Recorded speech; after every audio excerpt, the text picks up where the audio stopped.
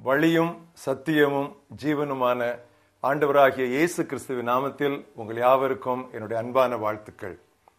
இந்த நாளின் தியானத்தின் தலைப்பு ABC. ரோமர் 9ஆம் அத்தியாயம் வசனங்கள் 22 முதல் 28 வரை உங்களுக்கு வாசிக்கிறேன்.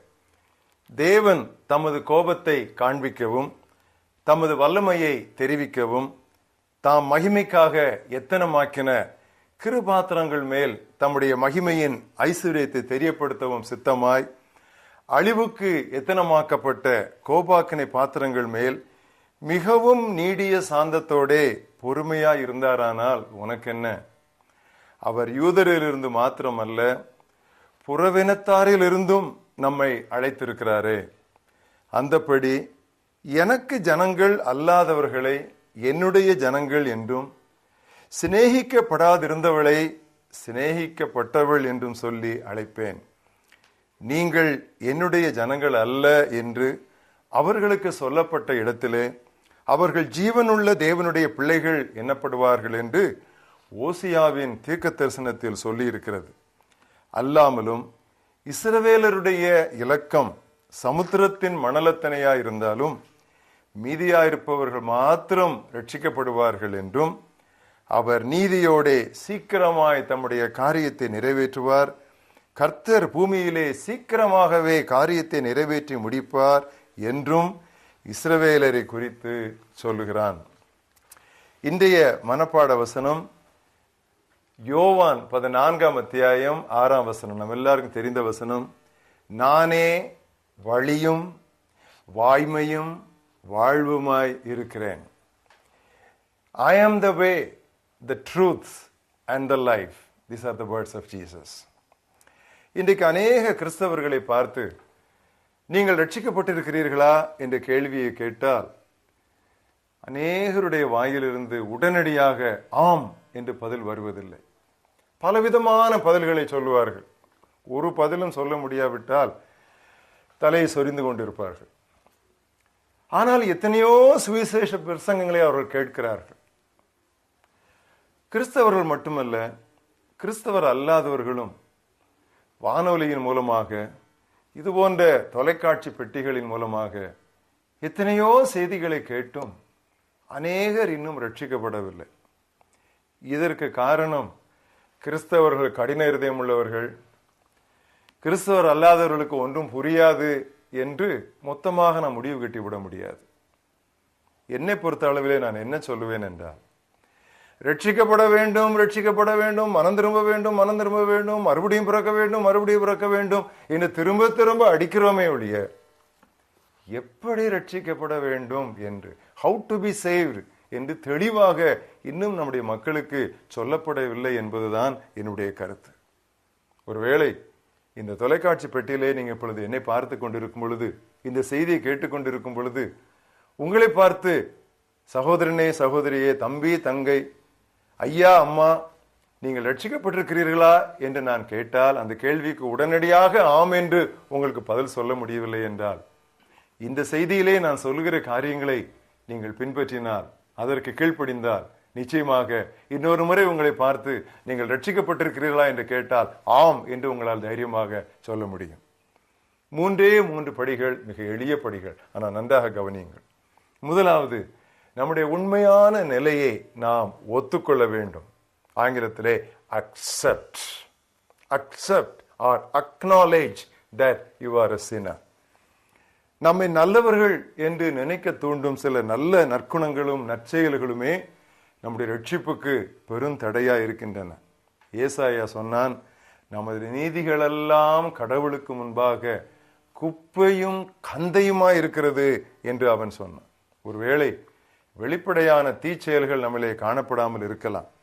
ஆனால் வேதம் சொல்லுகிறது, மனிதனின் இருதயத்தில் இருந்துதான், உள்ளத்தில் இருந்துதான் பொல்லாத சிந்தனைகள், பொறாமை, பெருமை, பொருளாசை, இப்படி அடுக்கிக் கொண்டே போகலாம், இவை எல்லாம் வெளிவருகின்றன என்று மார்க் 7ஆம் அத்தியாயத்திலே வாசிக்கிறோம். நாம் எல்லாரும் ஒருவர் விடாமல், ஒருவரும் விதிவிலக்கல்ல, எல்லாரும் பாவம் செய்து கடவுளுடைய மேன்மையை நாம் இழந்து விட்டோம். ஒருவேளை நாம் கிறிஸ்தவ குடும்பத்தில் பிறந்திருக்கலாம், அல்லது கிறிஸ்தவம் என்றால் என்ன என்று தெரியாத ஒரு கிறிஸ்தவர் அல்லாத பின்னணியில் இருந்து நாம் வரலாம். அதை பற்றி பரவாயில்லை. கடவுளுக்கு முன்பாக மனிதர் அனைவரும் அவருடைய படைப்புகள், அத்தனை பேரும் பாவிகள் தான். அதில் ஒரு வித்தியாசமே இல்லை. யூதன் என்றும் இல்லை, கிரேக்கன் என்றும் இல்லை, எல்லாரும் ஒன்றுதான். இயேசுவை பெற்றெடுத்த அந்த மரியாள், அவள் கூட ஆண்டவரை நீர் இரட்சகர் என்று அவர் அழைத்தார். முதலாவது நீங்கள் செய்ய வேண்டியது, நீங்கள் ஒரு பாவி என்று ஒத்துக்கொள்ள வேண்டும். உங்களுக்கு ரட்சிப்பு வேண்டும். இயேசு இல்லாமல் நீங்கள் தொலைந்து விட்டீர்கள், எப்படியாவது ஆண்டவரால் மீட்பு பெற வேண்டும் என்று உங்கள் நிலையை நீங்கள் ஒத்துக்கொள்ள வேண்டும். Accept, acknowledge. இரண்டாவது, நம்முடைய பாவத்திற்கு பரிகாரி இயேசு கிறிஸ்துதான் என்று நாம் நம்ப வேண்டும். பிலீவ். முதலாவது அக்செப்ட், அடுத்தது பிலீவ். அவரை விசுவாசித்து அவரை நமது சொந்த இரட்சகராக நாம் ஏற்றுக்கொள்ள வேண்டும். பாவம் செய்ததால் நாம் எல்லாரும் கடவுளுக்கு விரோதிகளாகிவிட்டோம். நம்மையும் கடவுளையும் ஒப்புரவாக்கத்தான் இயேசு கிறிஸ்து நடுவராக வந்தார், மத்தியஸ்தராக வந்தார், மீடியேட்டராக வந்தார். கல்வாரி கொடூர சிலுவையில் நமக்காக அவர் நம்முடைய எல்லா பாவங்களையும் சுமந்து தீர்த்து விட்டார். நமக்கு வர வேண்டிய எல்லா தண்டனைகளையும் ஆக்கினையும் அவர் தன்மேலே தன்னார்வமாக எடுத்துக்கொண்டார். இயேசு கிறிஸ்து சிலுவையிலே எனக்காகவே மரித்தார், என்னுடைய பாவங்களையே சுமந்தார். அவருடைய இரத்தத்தினாலே நான் இப்பொழுது முழுவதுமாக கழுவப்பட முடியும் என்று நீங்கள் விசுவாசிக்க வேண்டும். இதுதான் இரண்டாவது படி. மூன்றாவது, உங்கள் உள்ளத்தில் ஏற்பட்ட இந்த விசுவாசத்தை உங்களுடைய உதடுகளால் நீங்கள் அறிக்கை செய்ய வேண்டும். Confess. You have to declare it. நீங்கள் அதை கன்ஃபஸ் பண்ண வேண்டும். இயேசுவே ஆண்டவர் என்று வாயார அறிக்கையிட்டு உள்ளத்திலே நாம் நம்பினால் மீட்பு பெறுவோம் என்று ரோமர் 10:9 சொல்லுகிறது. இந்த வாயின் அறிக்கைக்கும் கடவுளுக்கு கீழ்ப்படிதலுக்கும் அடையாளமாகத்தான் இயேசு கிறிஸ்து திருமுழுக்கு என்று ஒன்றை அவர் நியமித்தார். நம்பிக்கை உள்ளவனாகி திருமுழுக்கு பெறுகிறவன் ரட்சிக்கப்படுவான் என்றார் இயேசு.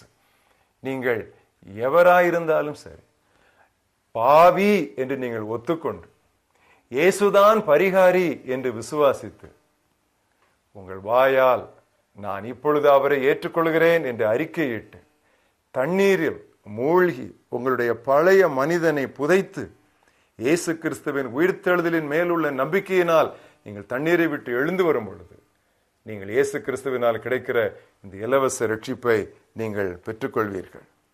மலைத்து நிற்காதீர்கள். சாட்சியாபுரத்தை சேர்ந்த தேவசகாயம் பாத்தியார் என்பவர் கீர்த்தனையில ஒரு அழகான ஒரு பாடலை அவர் எழுதி வைத்திருக்கிறார். வா பாவே மலைத்து நில்லாதேவா, என்னிடத்தில் ஒரு நன்மை இல்லைன்னு எண்ணி திகையாது. என்னிடத்தில் ஒரு நன்மை இல்லை என்று எண்ணி நீ எண்ணி திகையாது.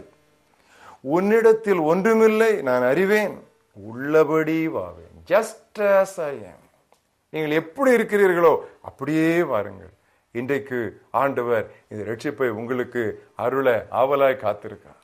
என்னிடத்தில் வருகிறவனை நான் ஒருபோதும் புறம்பே தள்ளுவதில்லை என்று சொல்லுகிறார்.